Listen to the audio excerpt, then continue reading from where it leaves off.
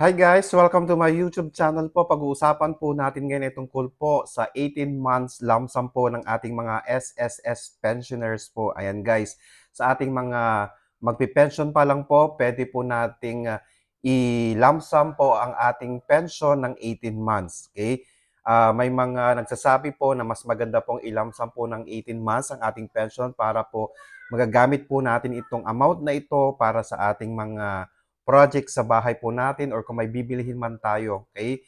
Pero ang mangyayari po dito, tutuloy po ang pension po ninyo after 18 months. Ulitin po natin, pwede po nating i-click sa ating SSS online sa mga baguhan pa lang pong magre-retire at para po makuha ang 18 months po nila. Piliin po nila yung 18 months po and then ang mangyayari po dito, hindi po sila magkakaroon ng monthly pension.